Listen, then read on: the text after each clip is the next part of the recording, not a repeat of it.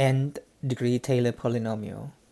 We saw that the function f of x equals e to the x can be expressed as the power series x to the n over n factorial. This is also called the Maclaurin series. 1 plus x squared over 2 factorial plus dot dot dot plus x to the n over n factorial plus dot dot dot. The partial sum of this series up to degree n is t sub n of x. This is the sum at k go from 0 to n of x to the k over k factorial. In general, t sub n of x is the sum at k go from 0 to n, the kth derivative evaluated at x equals a divided by k factorial. This is called the n-degree Taylor polynomial of f of x at x equals a. This polynomial has a degree n.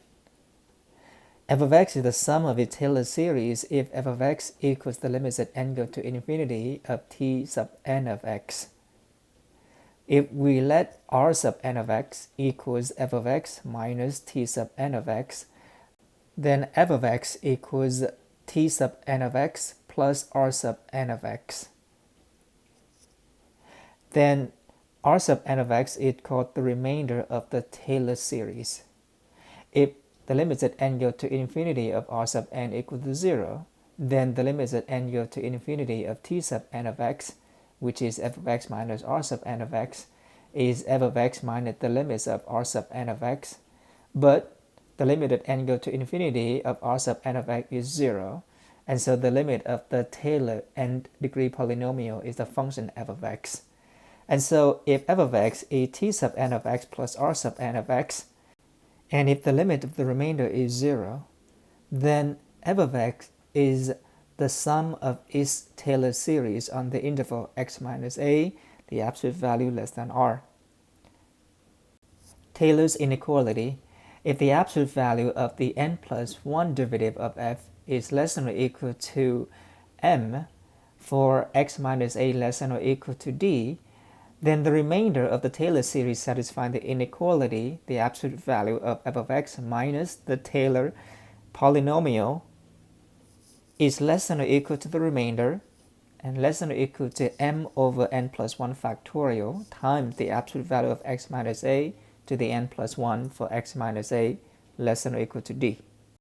For example, show that e to the x is equal to the sum of its Maclaurin series. F of x equals e to the x equal the sum at n go from 0 to infinity of x to the n over n factorial if the remainder is 0 as n go to infinity. We let d be the positive number so that the absolute value of x is less than or equal to d. Then the n plus 1 derivative is e to the x, which is less than or equal to e to the d power.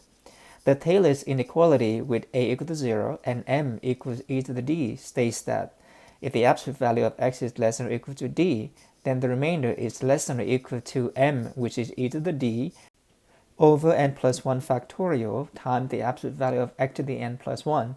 This is e to the d times x to the n plus 1 over n plus 1 factorial, and they tend to 0 as n go to infinity, which is what we want to show.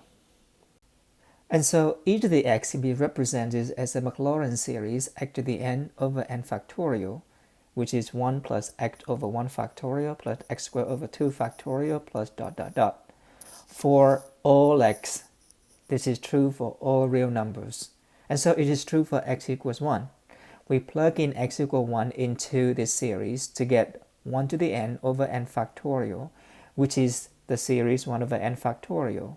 And so e is a number such that e is 1 plus 1 over 1 factorial plus 1 over 2 factorial plus 1 over 3 factorial plus dot dot dot plus 1 over n factorial.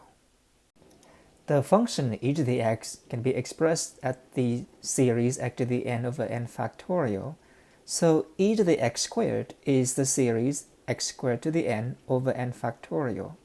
One of these applications is that to find the antiderivative of e to the x squared, we can just simply integrate the series term by term. And so the antiderivative, or the integral, of e to the x squared dx is the integral of the series x to the 2n over n factorial. Using the power rule, the antiderivative of x to the 2n is x to the 2n plus 1 over 2n plus 1.